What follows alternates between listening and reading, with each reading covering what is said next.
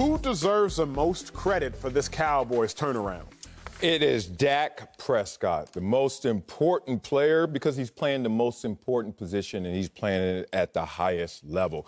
Let's talk about Dak Prescott because I know everyone has an opinion on Dak Prescott, and usually that opinion is lower than the actual reality. Let's give him his flowers right now for two things. One, I brought this up yesterday, and I'm going to give it to you again.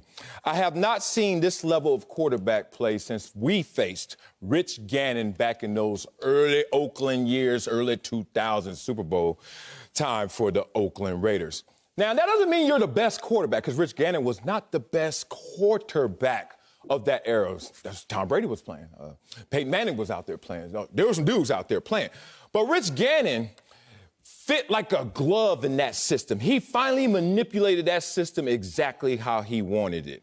Every single play, every single read was exactly customized for Rich Gannon. I'm seeing the same thing with this Dallas offense. Now, the results in terms of them being second in the NFL in scoring, number one in the NFC in scoring, certainly support that. But more importantly, it's just the fact that what Dak is doing in this system is allowing everyone else to blossom in this system. And that's what Rich Gannon was able to do by playing that position so well. So Dak being there, playing it at this level, and this level is the highest level of Dak we've seen. More passing touchdowns, better completion percentage, and better passer rating than he did last year before the injury. I remind people, last year before the injury, that was an NFL historical pace Dak Prescott was on. But more importantly, it's because of the man who Dak Prescott is. Okay. Think about this. We always talk about leadership, and we throw that around so much that we think that there are a lot of leaders out there, certainly on the team. Watch any NFL game, you see the C, captain, you see he's a leader. We throw it around a little too loosely for my flavor, for my liking. But Dak Prescott's more than a leader. Dak Prescott's more than a captain. He's a man. And when you're a man, you walk into any situation in this locker room and you're ready to deal with it. Think about all the firestorms that come your way when you're the Dallas Cowboys, when you're the quarterback of the Dallas Cowboys, when you're on a team that's underachieving as the Dallas Cowboys have been. And you're still steadying this ship and now have it set on course for potentially a Super Bowl championship. Who has kept this together? Let's be real. Ezekiel Elliott? No, don't do that. Tony Pollard? Can't do that. CeeDee Lamb, Amari Cooper, like who? Look on the other side of the ball. Where do you want to go? DeMarcus Lawrence? Who kept this thing together so that they could persevere to get to this place and potentially to their further goals of winning a championship? Oh, it's Dak Prescott, the man and the machine, the way he's manipulating this game. I hope he cut you a piece of his check this week. If it's that much, it's more than I got. Everything you said about Dak Prescott is completely accurate. Everything you said about Dak Prescott is correct. It's the best Dak Prescott I've ever seen.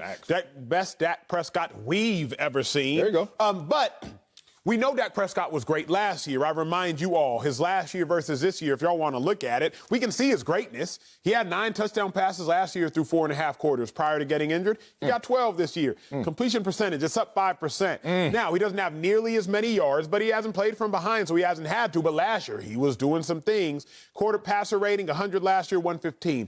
Dak Prescott has been phenomenal. But, for me to tell you who really deserves the credit, I got to get up and show you. You got to go? I got to get up and show you. I got to go. Gotta go right now. Don't you do it. I can see the big board already. Come back. Come back. Oh, damn. Sal, what I've realized, Cowboys fans, is this much. What? You can't have a great TV show without a great executive producer. Oh. You can't have a great song without a great songwriter. And you cannot have a great Dak Prescott without a phenomenal offensive coordinator in Kellen Moore. To me, Kellen Moore is the biggest reason for this Dallas Cowboys turnaround. And Kellen Moore, he continuously displays phenomenal, next-level, beyond-belief play calling. To me, he's the reason for the Cowboys turnaround. Wow.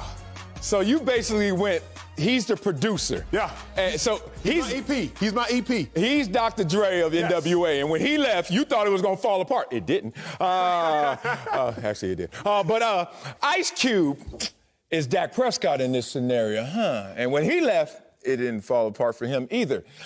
We're doing Belichick and Brady again. Are we trying to do it? And this ain't Belichick. No, it's not. Okay.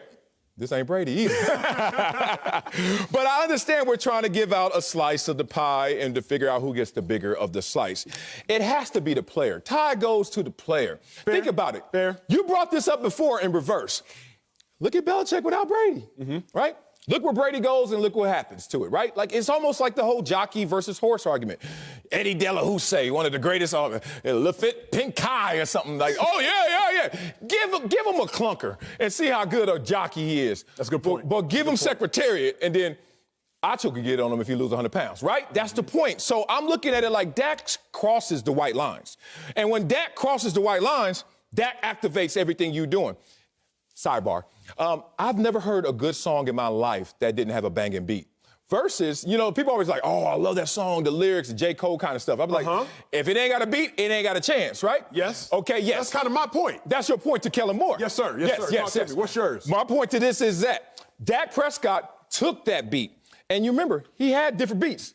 He had different producers. He could work with anybody. He kind of like, how do we say it? When you look at...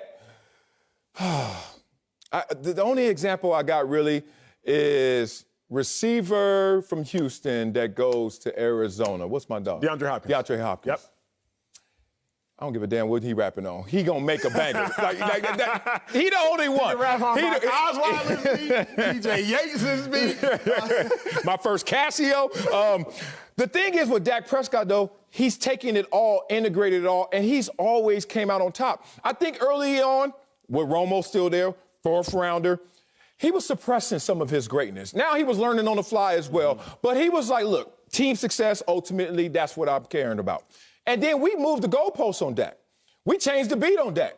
We changed coaches on Dak. And then we said, now we need to see what you can do. Dog, do you know how he's responded? And not only responded in excellence and elite play, but through adversity. This is a man because he's not succumbed to any pressures ever. Like, what has Dak done? We always look at LeBron James. What has LeBron James ever done that's really egregious? Yeah. I mean, he wore a button down where he should have wore a suit at the YMCA. Other than that, what has he done? The decision? What has Dak done? Yeah. Nothing. He's a man beyond a leader, beyond the cap. A really good point. Honestly, Sal, if we're being real, this is kind of the pinnacle. We're seeing a phenomenal executive producer in Kellen Moore and a phenomenal talent in Dak Prescott. Okay. It's kind of like All of the Lights, Kanye. Oh. You could say All of the Lights was going to hit regardless. Yeah. I don't really... I don't really care what you say after that. It was going to go crazy. But then Kanye still got on there. Mind you, he also songwrote it, but he didn't produce it. Kanye got on there and just did everything that needed to be done to make it one of the greatest ever. I think you're right. Kellen Moore, to me, is phenomenal. I do not believe that Dak Prescott would be having the success without Kellen Moore. But conversely, I don't believe Kellen Moore would be having the success without Dak Prescott. I think they both elevated their level of play. But I do have one other name to throw into the hat, and I fervently believe this is actually the difference in the Dallas Cowboys. Mike McCarthy. Thank you. No, sir, not at all. Finally. Trayvon Diggs. And the reason I have to say this one. I'll give you that. Y'all, Cowboys defense is not that much better this year than last year. Please just look at it so y'all don't think I'm lying. Total defense, look at how many yards they give up. Cowboys defense this year gives up 14th less yards, they're ranked second better. Scoring defense, now they give up about 2 touchdowns less. But why? All you got to do is move down one more category. Takeaways. Cowboys currently have 12 takeaways through 5 weeks. They only had 3 last year. If you take the ball away, the opposing team can't score. Thus, your scoring defense is drastically better while your total defense is not, because they're getting yards, but you're getting interceptions. Why is the Cowboys defense so okay? Because it's not that the Cowboys defense is so tolerable because of one man in Trayvon Diggs. If Diggs is not there and the Cowboys do not have those additional 6 turnovers. We're going to fight now. I've been waiting. Keep going. If they don't have those additional 6 turnovers, not your friend anymore. I do not think that the Dallas Cowboys I know the Cowboys defense isn't this good, and the Cowboys team is. We bonded over vaccination. I saw that. But now I'm about to jab you. Here comes your jab. I disagree with everything you just said, except you could give Diggs his credit. Give Diggs his credit. Okay. Because, look, he's the exclamation point to a defense that has changed this course in the first 5 weeks. Be real about this. Okay, you pointed out their total yardage and rankings, okay? Look at this. Rushing yards per game last year, 155, average first 5 weeks. 79 this year. Hey, Diggs coming in and run support like that, he ain't even buckling up his chin strap. He coming in and run support like that, that's one demerit right there. 36 points per game in the first 5 games last year. This year, 23. Diggs stopping all that. The turnovers. He helped. Oh, I gave you your turnovers. They had 1 interception last year at 5 games. Now they got 10. But they can't score if they take the ball away. That's a Diggs thing to me, sir. Okay, is this a Diggs thing right here? Talk to me. Is this a Diggs thing right here? 108 passer rating to the opponent's quarterbacks. Now it's 85. Diggs takes, first of all, if they throwing the ball to you to get all those interceptions, they don't fully respect you yet. Not yet. That's the point. They check film and they say, he's opportunistic, but we can burn him. And last time I checked, read a couple articles on this, they actually say that he gives up a lot of big plays too, but he makes up for it because he gets the big takeaway. So if the quarterbacks are struggling because they're throwing the ball all around the yard, but they're also throwing it to you because they don't fully respect you yet, that's another issue. Third down, the quarterbacks not performing the same this year as last year. That has something to do with the defensive line. That has something to do with the pressure on there. Acho, you looking at me like you discussed. Now we got to go to commercial. You discussed it. Telling you that you're wrong because I like you and I don't want to do it publicly. I'd rather do it during commercial break. Well, then let me go to commercial. The problem is you're wrong. and you're wrong because why do teams have less rushing yards this year? Because they're not ahead of the Cowboys. Last year they were always ahead. He's going to beat up every stat. Beat up every stat. 36 to 23. Yes, that's points the turnovers. 36 points per game for 23. If a team has just as many yards but has less points, is because the other team is taking the ball away. Dog, I have a tool belt. I'm Batman. Whatever you want to do, I got a counterpunch for you. 36 points a game last year. You put it all on Diggs. This year, 23. That's all a Diggs issue? Diggs fixed all of that? The entire defense? One guy? He covered it up, Sel. He covered it up. Salt can cover up a terrible meal. Yeah, never lied there. Speaking of 2 brothers right here.